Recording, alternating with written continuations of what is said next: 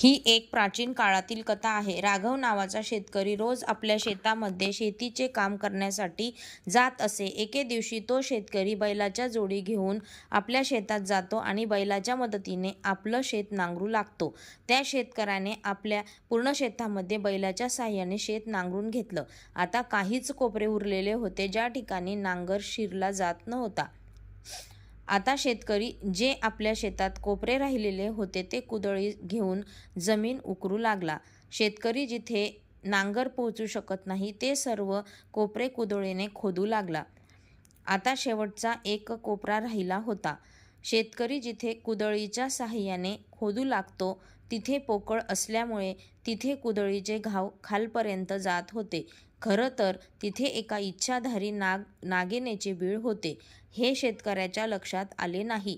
शेतकरी पुन्हा तिथे कुदळ मारतो. त्याच वेळी बिळात असलेले नागाचे कुदळीमुळे 2 तुकडे होतात आणि कुदळीला त्या नागाचं रक्त लागलं. ते पाहून तो शेतकरी खूप दुःखी होतो आणि आपली कुदळ बाजूला ठेवून हाताच्या साहाय्याने माती बाजूला करू लागतो. त्याच वेळेला त्याला दिसतं की आपल्याकडून फार मोठं पाप झालेलं आहे. तो त्या नागाचे 2 तुकडे बाजूला करतो. तितक्यात आतून त्या नागाचं एक लहान पिल्लू बाहेर येतं. ते पिल्लू मात्र खूप घाबरलेलं असतं. शेतकऱ्याला आता आणखीनच वाईट वाटू लागतं. शेतकरी म्हणू लागला, हे प्रभू, माझ्याकडून खूप मोठी चूक झालेली आहे. शेतकऱ्याला त्याच्या चुकीवरती आता पश्चाताप होत होता. मी पाहायला हवं होतं असं तो विचार करू लागतो. तो मनातल्या मनात खूप दुःखी होतो. तो विचार करतो, हे नागाचं पिल्लू याच नागाचं आहे. त्याची माझ्याकडून हत्या झालेली आहे. आता या पिल्लाचं पालन पोषण कोण करणार असा विचार करून तो शेतकरी स्वतःशीच प्रतिज्ञा करतो की नागाच्या पिल्लाचं पालन पोषण मी करणार, कारण माझ्यामुळे हे पिल्लू अनाथ झालेलं आहे.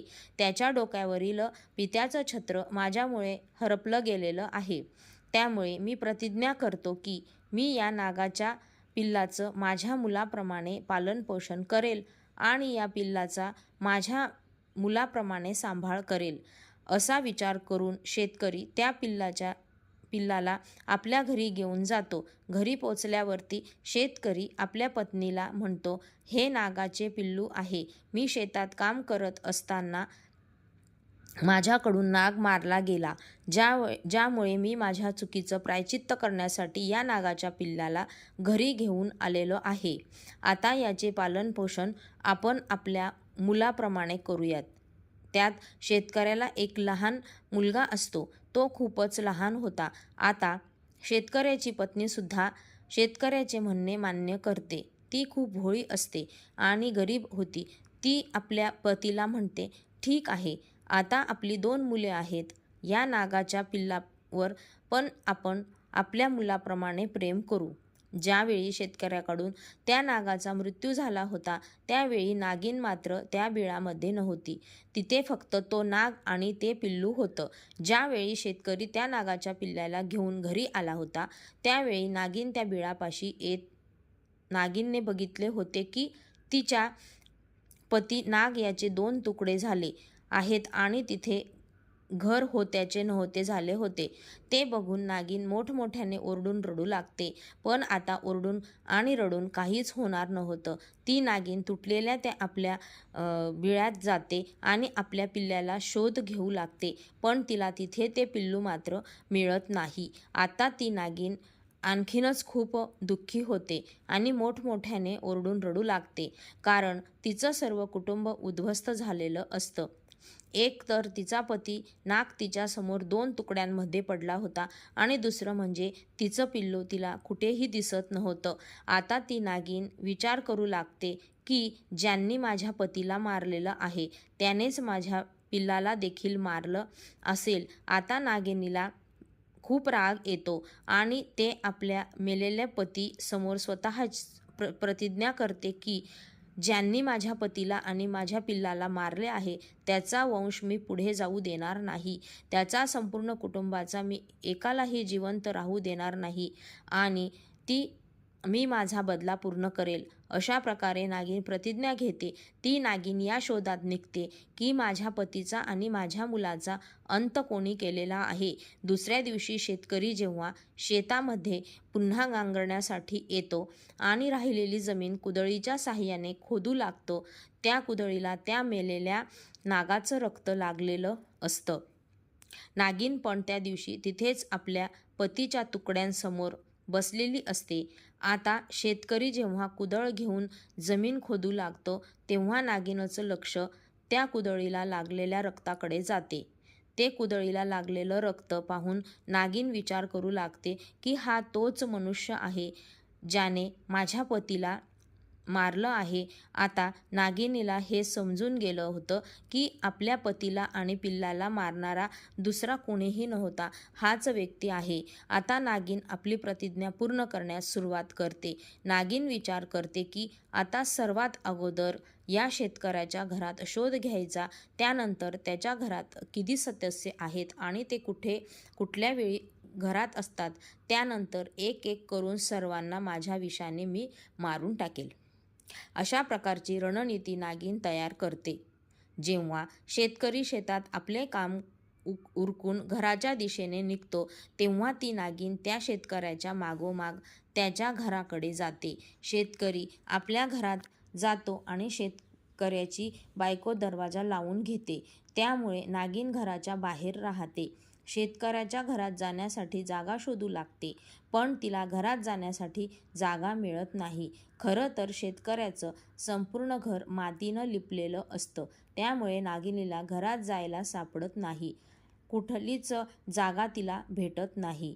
नागिन आता जवळच असलेल्या एका सरपणाच्या ठिकाणी वरती जाऊन बसते आणि वाट पाहू लागते की शेतकरी आणि कधी दरवाजा उघडेल आणि मी कधी त्याच्या घरात प्रवेश करेल. काही वेळानंतर शेतकऱ्याची पत्नी दरवाजा उघडते आणि काही कामानिमित्त घराबाहेर पडते. तिच्या पाठोपाठ शेतकरीही घराच्या बाहेर पडतो. या संधीचा फायदा घेत शेतकऱ्याच्या घरामध्ये नागिन प्रवेश करते. जशी शेतकऱ्याच्या घरात प्रवेश करते तेव्हा तिला शेतकऱ्याचा लहान मुलगा दिसतो, जो पाळण्यात झोपलेला होता. आता नागिन विचार करते की मी सर्वात अगोदर या शेतकऱ्याच्या मुलाला मारेल, म्हणजे शेतकऱ्याला समजेल की आपला मुलगा आपल्यापासून दूर झाल्यावर किती दुःख होते. की हा विचार करून ती नागिन शेतकऱ्याच्या मुलाला पाळण्याजवळ जाते आणि शेतकऱ्याच्या मुलाला चावते आणि त्यानंतर ती नागिन शेतकऱ्याच्या घरातून बाहेर पडते. पण त्यावेळी शेतकऱ्याची नजर त्या नागिनीवरती पडते. शेतकरी बघतो की नागिन आपल्या घरातून बाहेर पडत आहे आणि विचार करतो की माझ्याकडून ज्या नागाचा मृत्यू झाला होता, कदाचित ही त्याच नागाची नागिन आहे आणि ही माझ्या घरापर्यंत आली आहे. आता याचा अर्थ असा आहे की तिने नक्कीच माझ्या मुलाला नुकसान पोचवले असेल. हा विचार करून शेतकरी आपल्या मुलाच्या पाळण्याकडे वळतो. त्याच वेळेस त्या शेतकऱ्याची बायको येते आणि त्या नागिनीला घराबाहेर पडताना पाहते. शेतकऱ्याची पत्नी पण विचार करू लागते की या नागिनीने नक्कीच आपल्या मुलाला काहीतरी नुकसान पोहोचवले असेल. या उद्देशाने शेतकऱ्याची बायको सुद्धा आपल्या मुलाच्या पाळण्याच्या दिशेने पळत सुटते. पाळण्यापाशी गेल्यावरती दोघांनाही समजते की नागिन आपल्या मुलाला चावली आहे. ते बघून दोघेही पती पत्नी मोठमोठ्याने ओरडून रडू लागतात आणि आपल्या मुलाला घेऊन पळू लागतात आणि विचार करतात की राजवैद्यकडून आपण त्याच्यावरती उपचार करू. पण रात्रीची वेळ असल्यामुळे राजवैद्य भेटत नाही. त्या काळात वैद्याकडेच उपचार करावे लागत असत. जे वैद्य जंगलातील औषधी झाडं पाल्यांपासून जडीबुटी औषध तयार करून उपचार करायचे. काही वेळाने शेतकऱ्याच्या मुलाच्या अंगात त्या नागिनीचं विष पसरतं आणि संपूर्ण शरीर काळं निळं पडायला सुरुवात होते आणि तोंडातून फेस येऊ लागतो. हळूहळू तडफडून शेतकऱ्याच्या मुलाचा मृत्यू होतो. दोघे पती पत्नी खूप ओरडतात, रडतात. त्यानंतर शेतकरी आपल्या मुलाचे अंतिम संस्कार करतो आणि आपल्या हृदयातील दगड ठेवून विचार करू लागतो की असे वाटत आहे. नागिनीने तिचा बदला पूर्ण केलेला आहे. तिने तिच्या पतीच्या बदल्यात माझ्या मुलाचा जीव घेतलेला आहे. त्यामुळे नागिनीचा बदला आता पूर्ण झालेला आहे. मी माझ्या नागिनीच्या मुलाला माझा मुलगा समजणार आणि त्याच्याच आधारे आम्ही दोघे पती-पत्नी आमचे जीवन व्यतीत करू. आता शेतकरी आणि त्याच्या पत्नीच्या नागाच्या पिल्ल्यावरती जिव्हाळपाड प्रेम करू लागतात. त्याच्याच खाण्यापिण्यापासून ते सर्व त्याची काळजी घेतात. काही दिवस निघून गेल्यावरती नागिन पुन्हा शेतकऱ्याच्या घरात जाते. त्याचवेळी नागिन असा विचार करून येते की यावेळेस मी शेतकऱ्याला मारेल, ज्याने माझ्या पती आणि मुलाची हत्या केलेली आहे. आज मी त्यालाच माझ्या विषाने मारणार आहे. असा विचार करून नागिन शेतकऱ्याच्या घरात घुसते. तेव्हा नागिन बघते की शेतकरी आणि शेतकऱ्याची बायको एका नागाच्या लहान पिल्लाला दूध पाजत होते. खरं तर शेतकऱ्याची बायको तिच्या अंगावरील दूध वाटीत काढून त्या पिल्लाला पाजत होती. ते बघून नागिन आश्चर्यचकित होऊन जाते आणि विचार करू लागते की शेतकरी आणि शेतकऱ्याची बायको माझ्याच पिल्लाला दूध पाजत आहेत. नागिन आपल्या पिल्लाला ओळखते आणि म्हणते, हे तर माझं पिल्लू आहे. शेतकरी आणि शेतकऱ्याची बायको त्यांचा मुलाप्रमाणे सांभाळ करत आहे. आता नागिन विचार करते की मी तर या घरात एका बदल्याच्या भावनेने आले होते. मी तर आज असा विचार करून आले होते की शेतकऱ्याचं संपूर्ण कुटुंब मी उद्ध्वस्त करून टाकेल. पण शेतकरी आणि शेतकऱ्याची बायको तर खूपच दयाळू आणि प्रेमळ स्वभावाचे आहेत. जे माझ्या पिल्लाला माझ्या मुलाप्रमाणे सांभाळत आहेत. हे दृश्य पाहून तिला पश्चाताप होतो. आता ती पुन्हा शेतकऱ्याच्या घरातून निघून जाते आणि आपल्या पिल्लाला बघून तिचा राग शांत होतो. नागिन आपल्या पतीच्या प्रेतापाशी जाऊन आपल्या पतीच्या प्रेताशी बोलू लागते की माझ्याकडून खूप मोठी चूक झाली आहे. मी जे पाप केले आहे ते खूप मोठे आहे. कारण मला असे वाटत आहे की शेतकऱ्याकडून तुमचा मृत्यू हा चुकून, पण मी मात्र जाणून बुजून शेतकऱ्याच्या मुलाला मारले आहे. या गोष्टीने मला खूप दुःख वाटत आहे. शेतकरी आणि शेतकऱ्याची बायको दोघेही खूप धार्मिक आणि दयाळू आहेत, जे आपल्या पिल्लावरती जीवापाड प्रेम करीत आहेत. आता त्या नागिनीला स्वतःच्या केलेल्या कृत्यावरती पश्चाताप होतो. 2 दिवसानंतर नागिन पुन्हा त्या शेतकऱ्याच्या घरी जाते. यावेळेस नागिन असा विचार करून जाते की शेतकरी आणि शेतकऱ्याची बायको आपल्या मुलावरती खूप प्रेम करतात की प्रेम करण्याचं नाटक करतात हे पाहावं.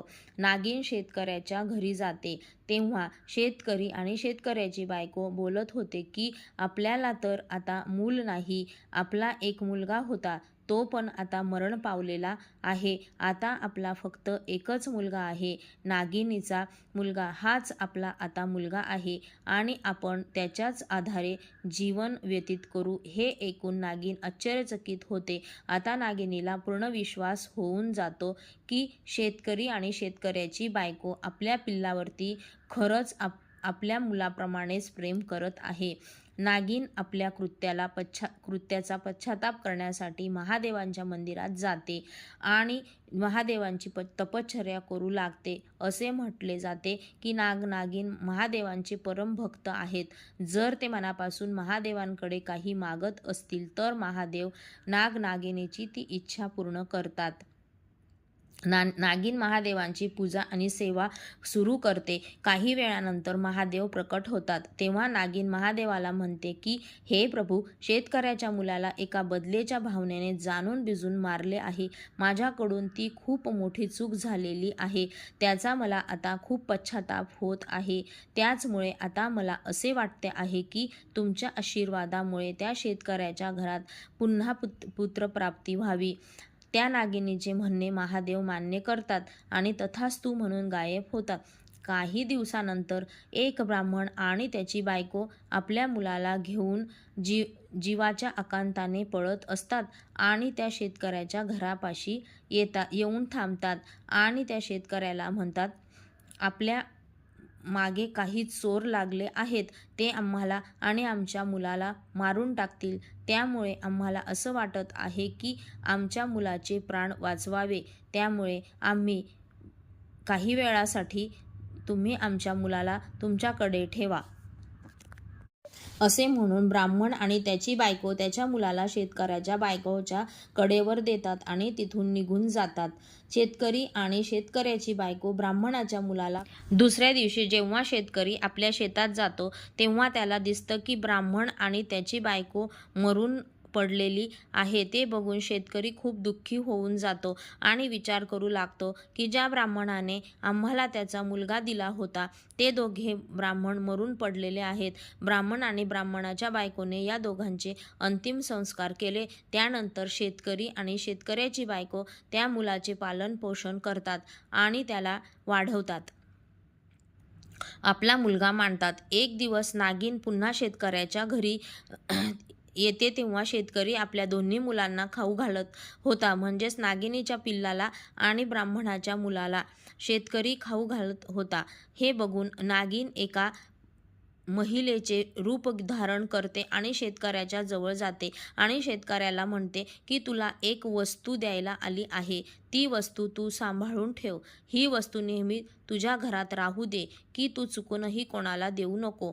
ती नागिन शेतकऱ्याला आपला नागमणी देते. नागमणी दिल्यानंतर नागिन पुन्हा महिलेच्या रूपात आपल्या मूळ स्वरूपात येते. आता शेतकरी समजून जातो की हीच ती नागिन आहे जी नागिन आपल्या पिल्लाच्या अंगावर इकडून तिकडून फिरते. म्हणजेच एक प्रकारे ती आपल्या पिल्लाला गोंजारत होती.